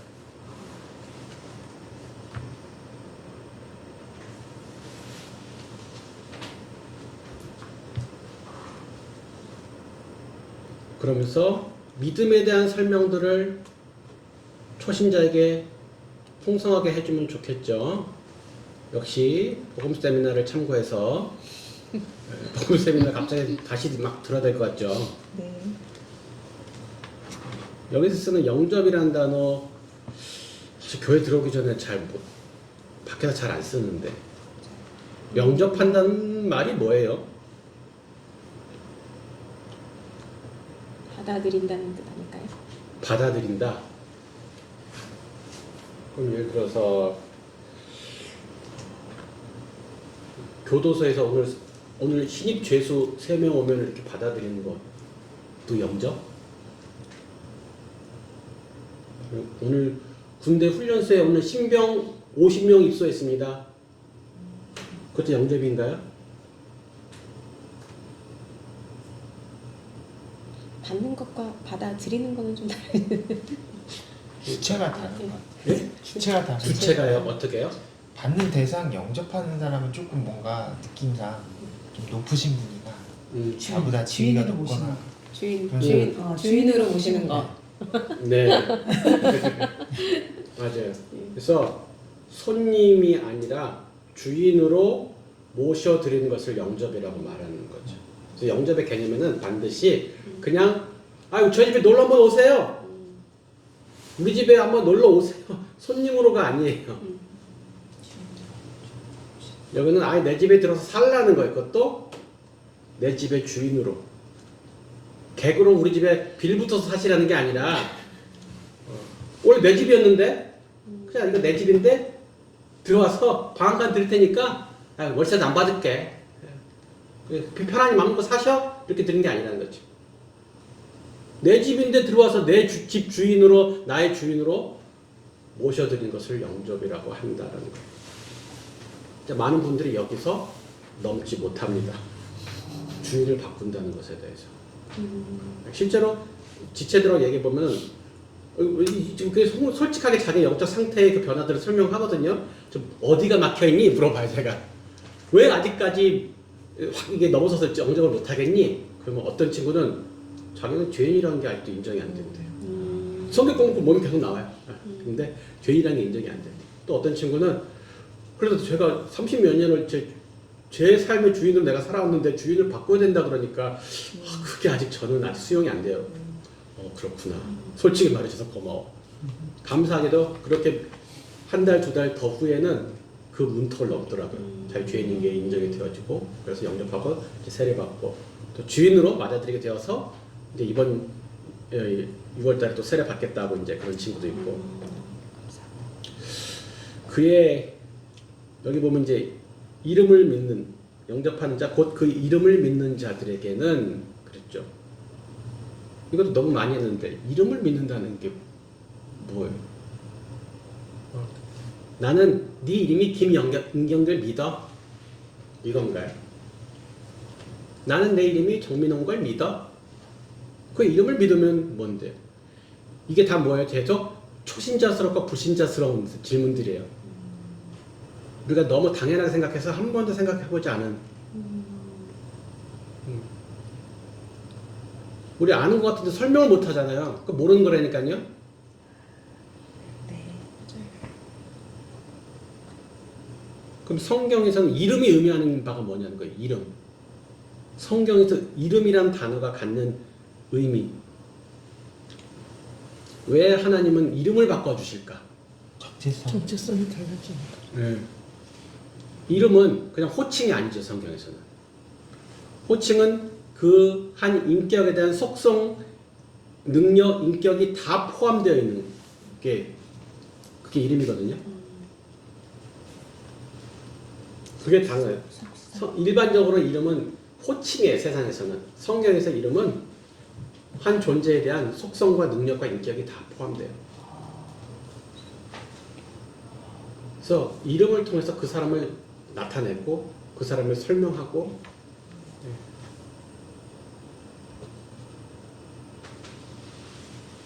그러니까 구원자 되시는 예수님을 호칭으로 저분 이름이 호칭이 예수래가 아니거든요. 예수는 여호와는 구원자라는 이름 뜻이잖아요. 그러니까 구원자인 거예요. 그 예수라 이름 자체가. 그래서 또한 이 받아들인다, 영접한다, 뭐 이런 것들 우리 사용에서 말하는 그 지적 동의, 감정적 경험이 아닌 의지가 포함되어야 된다. 지적 동의라는 게 뭡니까? 이런 거죠. 당신 죄인인 거 인정하십니까? 네. 예수님이 하나님 아들이신 걸 인정하십니까? 네. 지적 동의죠. 귀신도 이런 건 한다는 거죠. 네. 그러니까 귀신 같은 믿음이죠. 그런 거는. 감정적 경험은 뭐예요? 예수님이 나를 위해서 돌아가셨대. 너무 감동이에요. 이거하고 네 구원하고는 별 상관이 없다. 예. 눈물 흘렸는데 그래서 어쩌라고요. 좀 이따 또 눈물 찍 닦고는 딴짓 할 텐데. 그래서 그것이 구원을 보장해 주는 것이 아니라 오히려 의지적 선택이 그죠? 영접한다, 그 이름을 믿는다, 모셔드린다에는 의적 행위라는 게 의지적 행위라는 게 그 뜻이에요. 사용리에서.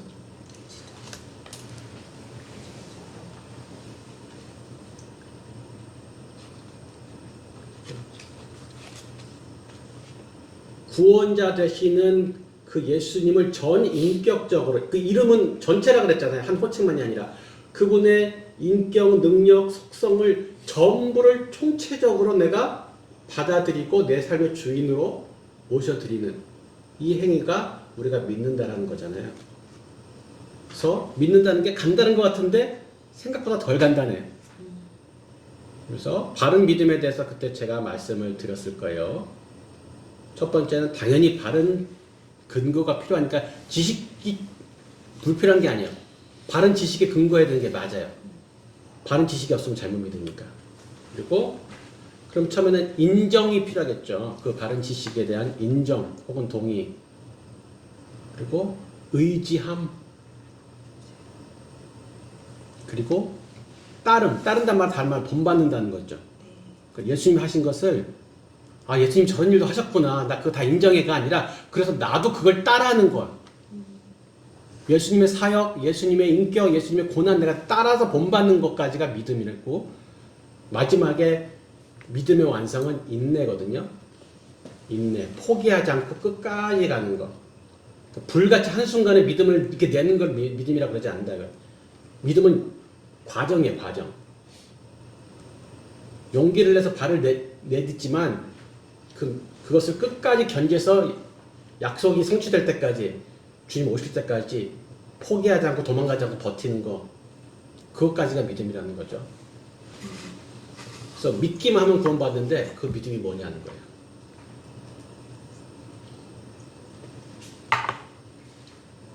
이게 두 번째 나무였어요. 세 번째 나무, 아들이 있는 자에게는 생명이 있고, 자, 이 세 번째 나무에도 제목을 붙여줘야 돼요. 아까 나무 1번, 나무 2번, 나무 3번 다 제목을 붙였었죠. 네. 세 번째 나무는 영생 얻은 후의 결과예요.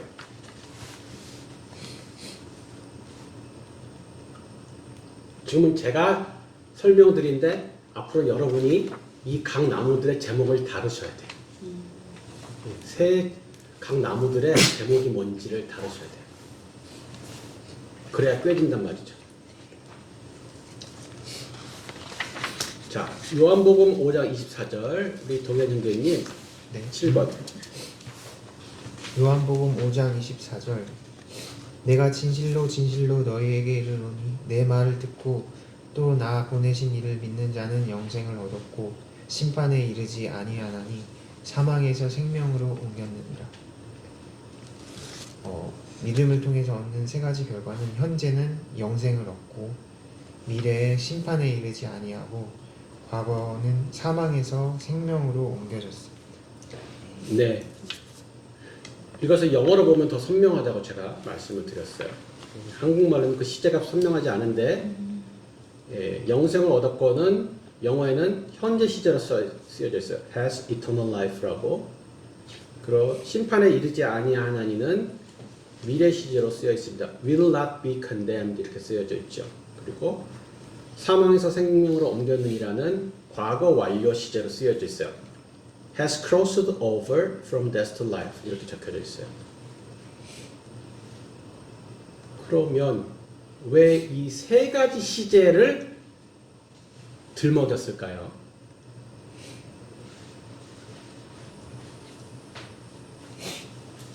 아들 받고 너 영생 얻었어? 끝 아닌가요? 너 영생 얻었어? 구원 받았어? 끝? 굳이 왜 과거, 현재, 미래 세 가지 시제를 들먹일까요?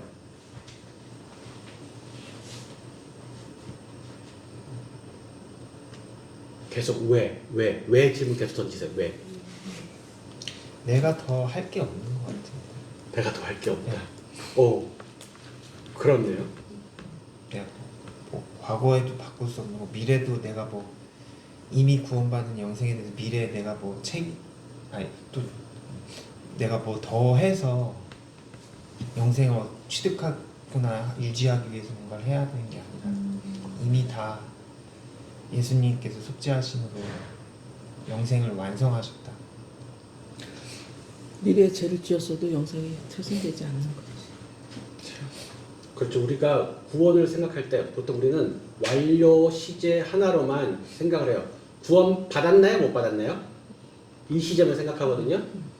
그럼 나 어저께는 구원을 받았는데 오늘 구원 받을까? 이 고민이 있을 수 있죠. 야, 오늘까지는 구원 받았는데 내년에 내가 구원 받고 있을까? 이런 고민할 수 있죠.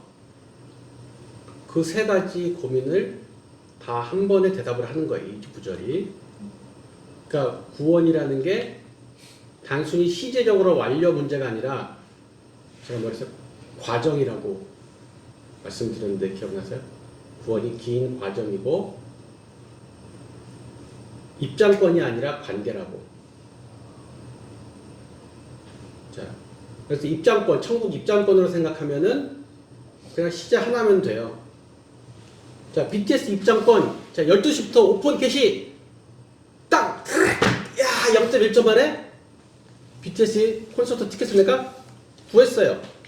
여기는 하나의 시대밖에 없어요. 끝. 나 티켓 구했어. 샀어. 이제 남은 일은 뭡니까? 콘서트 시작하는 날 가서 신나게 놀면 되죠. 그죠? 그 전까지 내가 꼭 뭘 해야 됩니까? 뭐 할 수도 있죠. 아미로서 내가 뭐 할 수도 있는데 안 해도 되잖아요. 그게 죄가 아니잖아. 그죠? 근데 구원이 관계라고 말씀을 드렸었죠. 기존 교회는 대부분 구원을 계속 천국 입장권 티켓으로 설명을 하고 있어서 잘못되었다고. 그래서 천국 갔나요? 못 갔나요? 구원 받았나요? 못 받았나요? 이거 얘기하는데 관계라고요. 결혼이나 출생처럼. 자, 우리 명희자매님 결혼을 언제 하셨습니까? 몇 년도에? 7년도. 97년도에. 그날 결혼식 한 날 결혼이 끝났습니까? 그건 식은 끝났지만 네. 결혼을 유지해가고 있죠. 네. 결혼식이 결혼이 다가 아니잖아요. 그죠? 지금 몇십 년째 계속 결혼 생활이 계속 성장하고 발전해 나가고 있잖아요. 두 분의 관계가, 부부의 관계가 계속 자라가고 있잖아요. 그죠? 아이가 태어났어요. 애가 응애하고 태어나면 출생이 끝난 거네요. 그 애와 나와 아빠의 관계는 이제 끝난 거죠. 애가 태어났으니까. 아니죠. 그러니까 계속 자라가면서 아빠랑 눈도 맞추고 옹알이도 하고 어떨 때 싸우기도 하고 아빠랑 같이 껴안고 놀고 막 그러면서 계속 관계가 발전해 가잖아요. 구원도 하나님과 우리가 내가 영접하고 그날 하나님과 관계가 맺어지면서 계속 관계가 발전해 나게. 발전해가고 자라가고 성숙해가지고 성화되어가는 그 전 과정을 다 구원이라고 하는 거죠. 그 티켓이 아니라 구원은 관계. 그래서 앞에 6번에서 말한 그 믿음도 장시간에 걸친 과정이라고 했잖아요. 이게 같은 동일선상에 있는 문제라서 그래요. 믿음, 순종, 영생 다 어느 한 시점에서 바라보는 게 아니라 긴 과정이라 관계의 전 과정. 믿음의 긴 전 평생의 과정, 순종의 평생의 전 과정, 영생의 평생의 구원의 계속 발전하고 자라가는 전 과정. 티켓으로 얻었다 못 얻었다 이 문제가 아니라는 거예요. 그래서 과거, 현재, 미래에 얘기를 하는 것은 한 가지는 구원이 관계적인 것과 또 하나는 이게 어느 한 시점에만 관여된 것이 아니라 우리의 삶 전체적으로 이 구원이 보장되어 있다는 얘기를 하려고 이 7번 문제를 달았다는 거죠. 각 문제의 의도를 파악하라는 거죠. 문제는 왜 여기다 das을까? 자, 8번. 네, 우리 진숙자매님. 요한복음 10장 27절 29절에서 예수님께서는 자기를 따르는 자들에게 무엇을 약속하셨습니까? 내 양은 내 음성을 들으며 나는 저희를 알며 저희는 나를 따릅니다. 내가 저희에게 영생을 주노니 영원히 멸망치 아니할 것이고 또 저희를 내 손에서 빼앗을 자가 없느니라. 저희를 주신 내 아버지는 만일보다 크심에 아무도 아버지 손에서 빼앗을 수 없느니라. 영생을 주셨고 영원히 멸망치 않게 해주실 것이고 아버지는 많이보다 크신 분이라 아무도 아버지 손에서 빼앗을 수 없다. 아버지 안에 있게 하신다. 요약 좀 줄여봐요. 더 줄여봐요. 짧게 줄여봐요. 틀리지는 않았는데 좀 더 일단 답이 명료하게 딱 쉽게 각인되도록. 네, 영생을 통해서 영원한 생명을 주셨다. 맞나요? 네, 이 구절에서의 네, 핵심이 물론 국어 선생님이 주관적일 수 있지만 네, 제가 봤을 때 여기서는 빼앗기지 않는다는 말이 이게 키워드예요. 아, 이 영생이 빼앗기지 않는다. 지금 우리가 이 나무가 뭐예요? 구원받은 후에 결과, 영생 얻은 후에 결과를 얘기하고 있는데 네, 보통 우리는 결과는 그냥 받았어 아니면 못 받았어 이것만 생각하는데 지금 그 이상의 것을 지금 설명하고 있어요. 영생의 결과를. 영생의 결과 중에 하나가 뭐예요? 빼앗기지 않음. 그러니까 즉 개런티라는 거예요. 구원에 대한 개런티. 네. 그러니까 우리가 구원받은 후에 갖게 되는 불안 요소가 뭐가 있어요? 불안 요소. 구원을 받았어. 자, 지금 영접기도 했어요. 자, 이제 구원 받으셨습니다. 우리가 그랬는데 여전히 불안해. 계속 찝찝해. 왜 불안하고 찝찝합니까? 다시 받을 또 잃어버리거나 도둑 맞으면 어떡하지? 아니면 다시 회수해가면 어떡하지? 그죠? 근데 이 구원을 줬다 뺐다, 줬다 뺐었다, 줬다 뺐었다. 아니면 나한테 주고, 야, 내가 너 줬어? 나 오늘 줬다. 이제 앞으로 관수 잘해. 잃어버린 네 책임이야. 도둑 맞지 않게 정신 잘 차리고 있어. 이런 거냐는 거예요, 구원이. 그건 아니죠. 오늘은 은혜로 내가 너한테 줬는데 이제부터는 받은 이 순간부터는 네 책임이야. 그거냐는 거예요. 빼앗기지 않는다. 예. 빼앗기지 않는다. 그래서 매우 단순한 구원 논리 전에 있었죠. 예. 앞에서 나왔던 하나님의 아들이 있으면 생명이 있고 없으면 생명이 없다. 예. 구원을 내가 알아서 보관하라고 하는 게 아니라는 얘기를 하시는 거죠. 근데 그럼 우리는 진짜 아무것도 안 해요? 아니? 우리는 정말 아무것도 안 하나요? 진짜 하나님이 다 구원을 책임지시고 완성시켜 주시니까 우리는 그냥 탱자탱자 놀고 그냥 가만히 있으면 되겠는데 그러면은? 그래서 제가 설명드렸던 비유가 하나 있었는데 그놈의 비유가 왜 이렇게 많은지 기억이 날까 모르. 구명튜브 기억나세요? 기억나요? 영경재미 들었어요? 도움쌤이나요? 네. 안 들었습니다. 아, 그렇군요. 네. 그 꼭 들어야 될 이유가 갑자기 막 생기는 것 같죠? 네. 네. 그 유튜브에 있습니다. 안 들으면 큰일 납니다. 10번 들으시고 이제 강의를 본인이 하셔야 돼요. 자, 일단 구원이 구조라고 제가 설명을 드렸었어요. 그죠? 구원은 자기 힘으로 벗어날 수 있는 게 아니라 외부에서 건져줘야지만 해결이 되는 게 이제 구원이거든요. 그러니까 홍수 막 쓰나미가 나서 막 쓸려가면 하니까 이거 일단 조오리언이도 박태환이도 아무 소용이 없어요. 수영을 아무리 잘하는 게 홍수에 쓰나미에 쓸려가는데 무슨 소용이 있겠어요. 반드시 외부의 힘에 의해서 구해줘야 되는데 자 밖에 있는 한 분이 휩쓸려 나를 떠내려가는 나를 발견했어. 그래서 밖에서 구명주물을 그리고 슉 던졌어. 구명주물을. 그럼 내가 뭐 하겠어? 그 안에 있는 내가 뭐예요? 잡아야죠. 탁 잡았어. 그래서 잡는 순간 휴, 살았다. 일단은 살았어요. 근데 진짜 다 살았느냐? 아직 다 살지는 않았어요. 물 밖으로 끌려 나와야지. 그죠? 그러면 내가 어떻게 이걸 잡은 다음에 그 다음에 내가 막 이렇게 해서 나가나? 아니죠. 끌려가지고. 그럼 나는 계속 꽉 잡고 있어야 돼. 예. 그리고 밖에 있는 분이 나를 꽉 잡아! 놓지 마! 하면서 당겨줬어. 그래서 물 밖으로 끌려 나왔어. 그죠? 자, 이렇게 끌려 나왔을 때 끌려 나온 내가 당신 방금 봤어? 야, 내 운동신경 죽이지. 당신 던졌을 때 내가 탁 잡잖아. 다른 사람들은 못 잡아. 그거 나 아니었으면 당신 나 살렸겠어? 그리고 당신 나 땡길 때 내가 잠깐 정신 팔아줘서 그 수상 넣었으면 어떡할 뻔했어? 못 구했을 거 아니야. 그렇지 않아? 내가 또 내가 한지구력 하잖아? 어? 이렇게 해서 자신의 공로를 자랑하는 사람은 정상일까요? 아닐까요? 정상이 아니고 매우 비정상. 그런 분들은 병원으로 잘 모셔야 되겠죠. 그죠? 내가 안 한 게 아무것도 안 했냐? 했어요. 맞지? 구명튜브를 나는 던져준 걸 잡았고 놓지 않고 있었어. 근데 그걸 내가 공로라고 말할 수가 있나?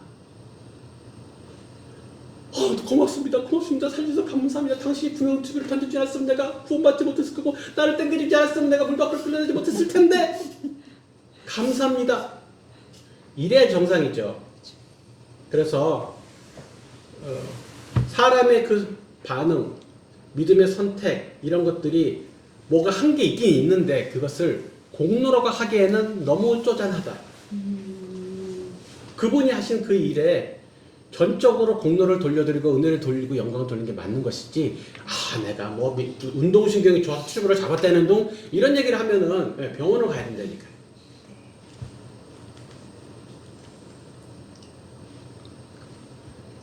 우리가 할 일은 구명튜브를 붙잡고 있는 것 뿐인데 하나님께서 그것을 갖다가 야, 너 마음에 안 들어.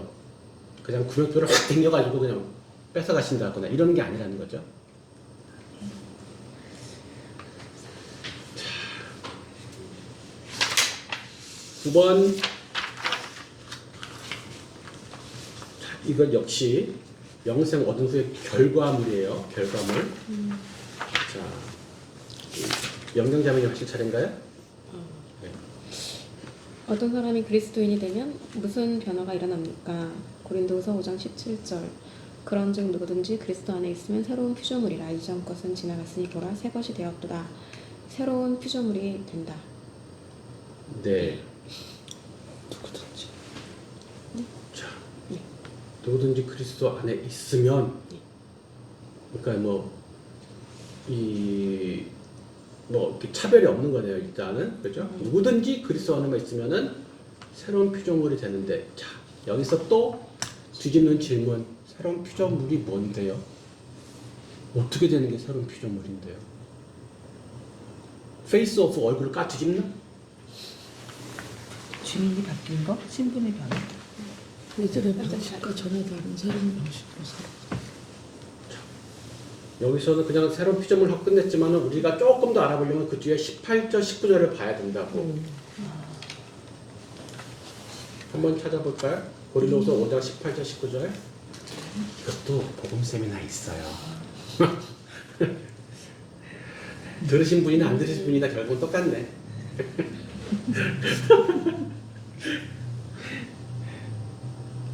자, 18절에 영경자매님 찾아보셨어요? 뭐예요? 화목하게 하는 예. 화목하게 뭐요? 화목하게 하는 직분을 예. 받게 된다. 자, 거기 보니까 우리를 자기와 화목하게 하시고 그리고 플러스 화목하게 하는 직분을 주셨고 그 19절은요? 세상을 자기와 화목하게 한다. 그리고 또 화목하게 하는 말씀을 부탁하셨다. 네, 같은 얘기 반복한 거죠? 18절, 19절이 같은 얘기 반복한 거예요, 지금. 자, 그리스도 안에 있는 사람에게 두 가지 변화가 생겼어요. 하나는 자신이 하나님과 화목하게 돼버렸어요. 그죠? 네. 근데 동시에 화목하게 하는 직분도 받았어요. 동시에 발생하는 거예요, 이게. 그러니까 새로운 피조물이 되었다는 것은 우리 껍데기가 바뀌지는 않았는데 그냥 우리 영이 구원받았다. 이렇게만 얘기하는 것은 좀 아쉬워요. 뒤에 18절, 19절에 분명하게 설명을 해주고 있는데 이건 안 보고 맨날 17절만 우리는 보고 그냥 생각하는 거지, 상상하는 거지. 아, 영이 그냥 변했다. 안 보이지만 영이 변했나 보다. 그래, 이런 뜻이라. 아니, 그 피조물이라는 변화가 뭐냐면은 하나님과 원수되었던 상태에서 하나님과 화목하게 되는 신분의 전환이 발생했다는 게 첫 번째 새로운 피조물의 변화고, 두 번째가 동시에 이제 너는 하나님과 화목하게 됐으니까 끝이 아니라 네가 하나님과 화목하게 되었으면 이제 가서 다른 사람 화목하게 해야지. 화목하게 하는 직분. 그러니까는 소위 말하는 사명은 옵션이 아니라 기본이에요. 구원의 기본이에요. 구원의 사명은 별도로 옵션으로 있는 게 아니라 그냥 기본 메뉴에 들어가 있는 거라고. 사명이 빠지면 구원이 아니라는 거예요. 그게 새로운 피조물이에요. 화목해 된 자가 되었고 화목하는 직분을 받은 자가 된 거예요.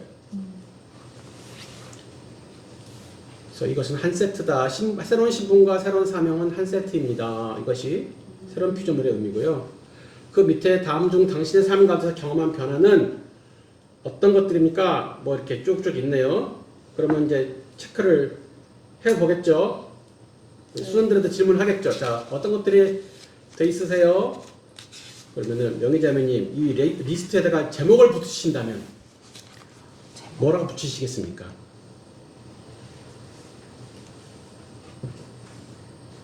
예수님 믿음 후에 변화된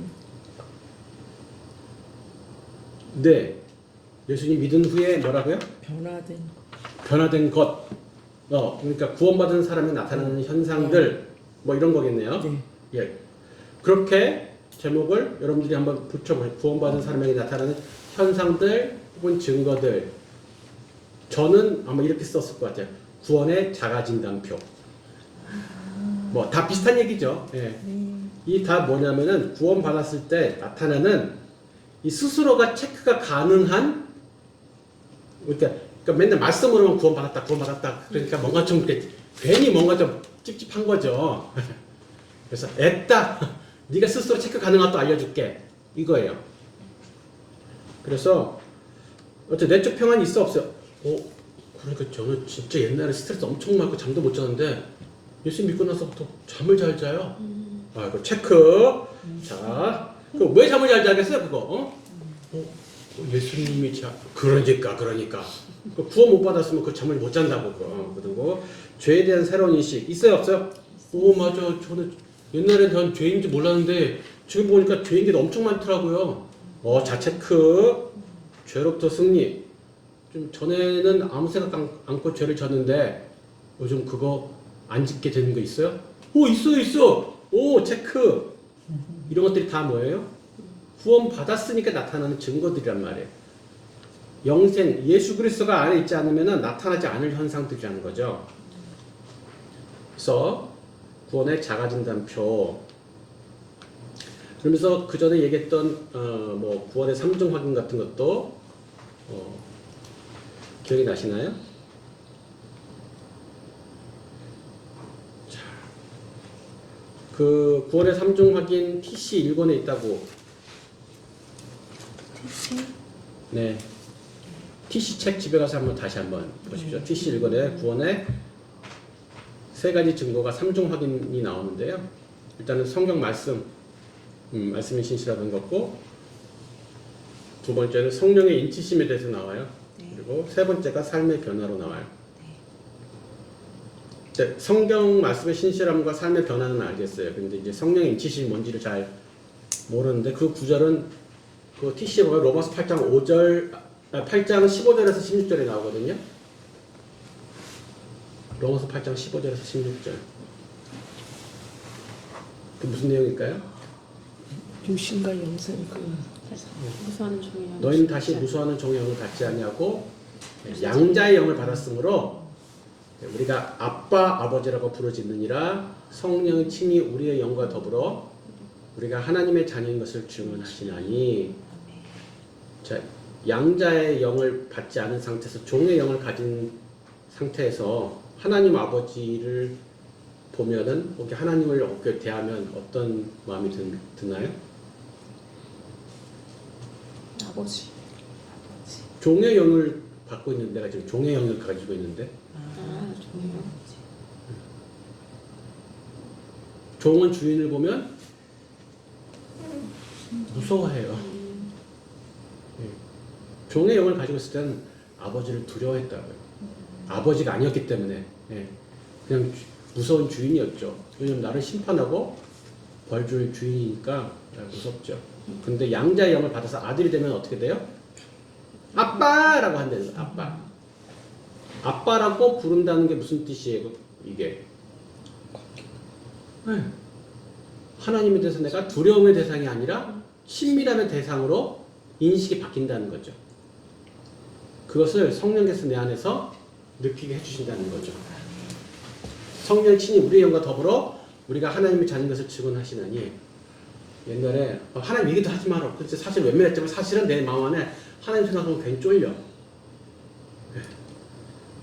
막 모른 척하고 외면했지만 사실은 하나님에 대해서 뭔가 쫄리는 게 있는 거야, 내 안에. 난 양자가 아니라 종이니까.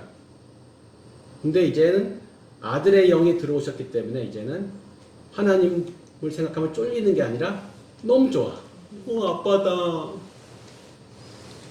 그것이 구원받은 증거 중에 하나라는 거. 그래서 하나님 말씀이 증거하시고 내 안에 성령님께서 내가 아빠, 아버지라 부를 수 있게끔 느끼게 하시고 아까 말한 체크리스트처럼 삶의 변화들이 나타나고 이것이 구원받은 삼중 증거다 이런 거죠.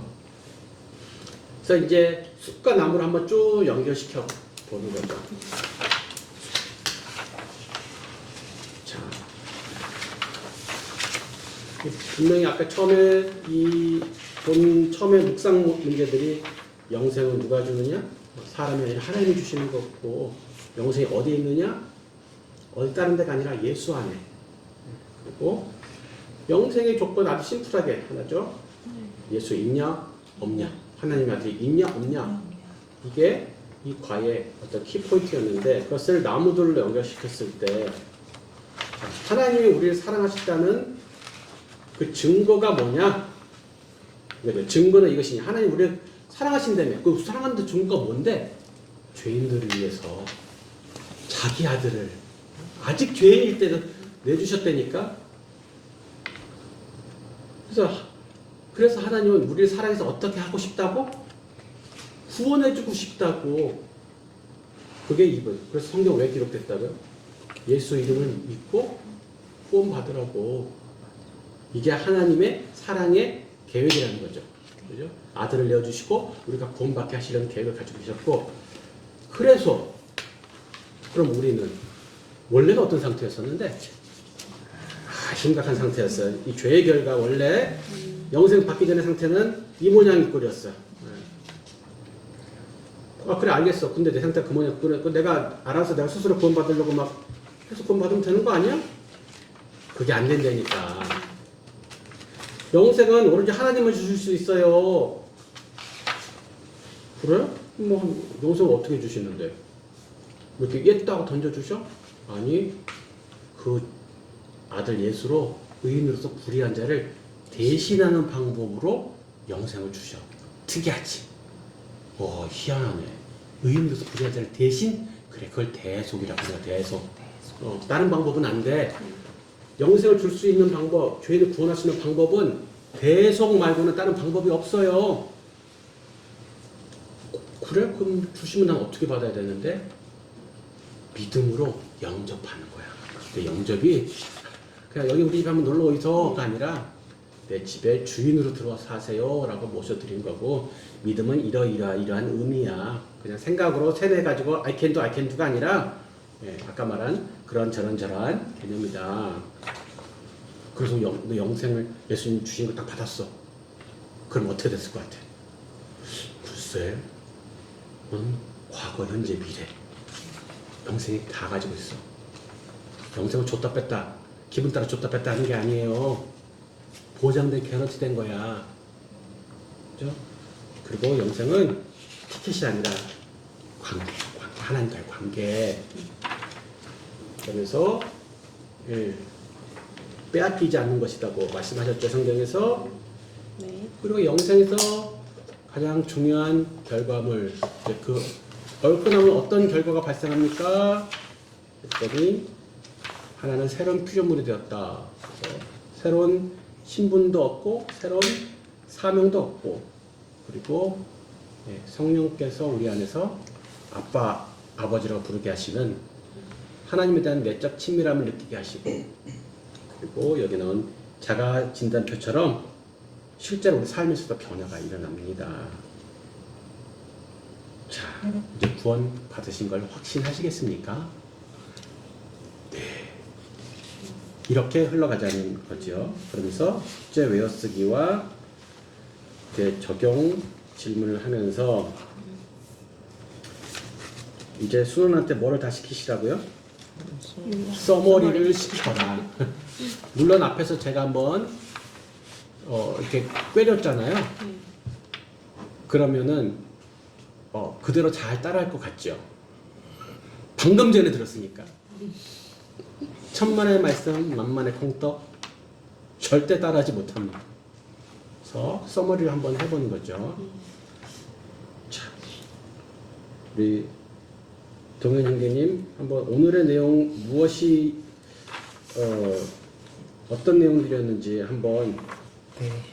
꿰어 보시겠습니까? 어, 라고 한 후에 이제 꿰시는 걸로 네. 네. 영원히 또 이게 박제되어서 우리가 고난받을 수 있으니까 예. 그리고 밑에 있는 이제 적용 질문들을 해보시는 거죠. 예. 당위성 영상 소용을 어떻게 하십니까? 그럼 답이 뭐가 나와야겠어요? 아까 얘기한 세 가지가 나와야겠죠. 그죠? 말씀으로도 안다 그랬고, 아까 자가지 인단표도 있었고, 네, 그리고 책에는 안 나왔지만 추가적으로 가르쳐 준 게 있었잖아요. 성령이 우리 안에서 가르쳐 주시는 하나님 아버지에 대한 우리의 내적 친밀함의 증가가 나오겠죠. 그리고 여기 감사 기도를 하십시오 했으면은 실제 감사 기도를 같이 해야죠. 자, 그냥 이렇게 아시겠죠? 하고 가지 말고 감사 기도를 같이 하세요. 네.